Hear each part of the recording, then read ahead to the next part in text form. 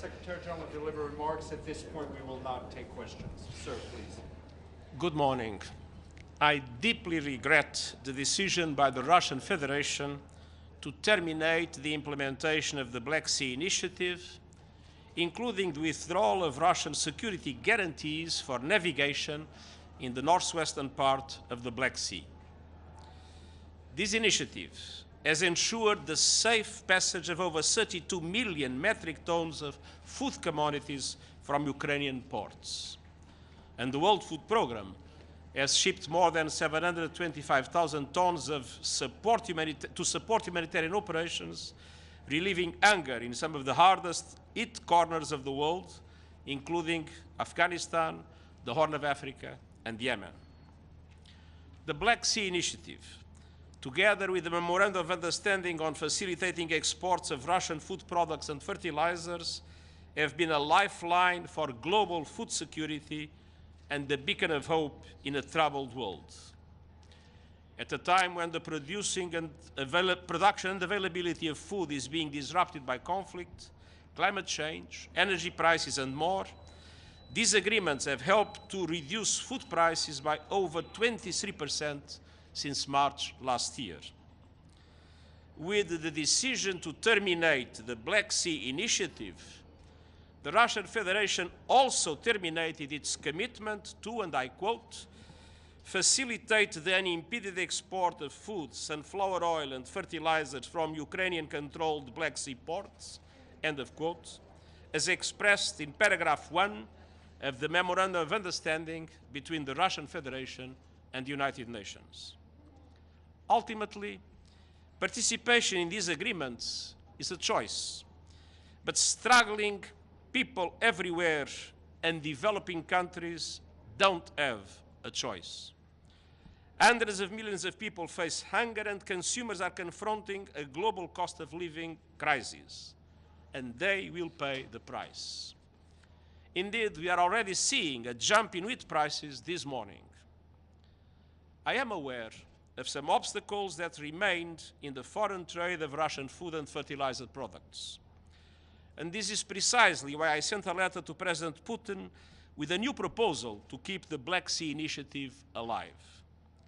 In that letter, which I believe is necessary to quote at length, I underlined that, and I quote, since the signing of the Memorandum of Understanding, and also taking into account the measures adopted by the Russian Federation, Russian grain trade has reached high export volumes and fertilizer markets are stabilizing, with Russian exports nearing full recovery, as stated by the Russian Union of Grain Exporters and Russian Fertilizer Producers Association. End of quote. The letter went on to detail action by the United Nations, namely that we have, and I quote, also delivered breakthroughs even in some of the most challenging areas of trade facilitation. The United Nations has helped to secure the issuance of US General License 6B and 6C, which are especially important in light of the extraterritorial nature of US sanctions, as these licenses apply not only to US imports from the Russian Federation, but also to all countries concerned with their sanctions regime. 2 UK general licenses on finance and trade in food and fertilizers, which are especially important for the insurance market, and the derogation by the European Union in its 9 sanctions package, which allowed, for example, the unfreezing of assets of fertilizer companies, as well as a range of clarifications, frequently asked questions, fact sheets, and other guidance to the private sector.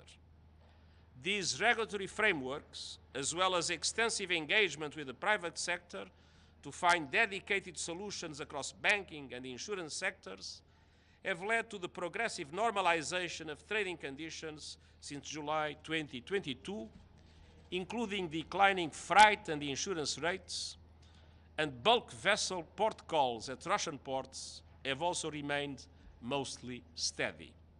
End of quote. The letter went on to detail how we have built a bespoke payments mechanism for the Russian Agricultural Bank through JP Morgan outside the SWIFT.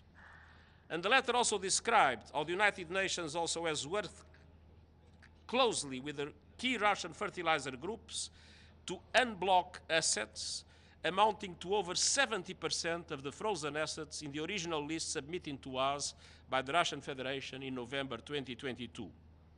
And moreover, the United Nations has facilitated the humanitarian donations of fertilizers to most in-need countries in Africa, overcoming profound complexities of the operation. My letter mentioned, and I quote, "The Russian Federation has highlighted the issue of access to SWIFT by the Russian Agricultural Bank as a key factor influencing its decisions. On this front, the United Nations recently brokered a concrete proposal to enable a subsidiary of the Russian Agricultural Bank to regain access to SWIFT with the European Commission. The key element underpinning this proposal's political viability is that it can be implemented within existing regulations. And we see this as a unique political opening stemming from a genuine desire to protect global food security beyond 17 July. End of quote. I'm deeply disappointed that my proposals went unheeded. Today's decision by the Russian Federation will strike a blow to people in need everywhere. But it will not stop our efforts to facilitate the unimpeded access to global markets for food products and fertilizers from both Ukraine and the Russian Federation. I particularly want to recognize the efforts of the government of Turkey in this regard. Looking ahead, our goal must continue to be advancing global food security and global food price stability. This will remain the focus of my efforts, taking into account the rise in human suffering that will inevitably result from today's decision. We will stay fixed on finding pathways for solutions. There is simply too much at stake in a hungry and hurting world, and I thank you. Thank you. Thank you very much. Sorry, this is all I can say. Do you think Turkey can help navigate, Secretary General?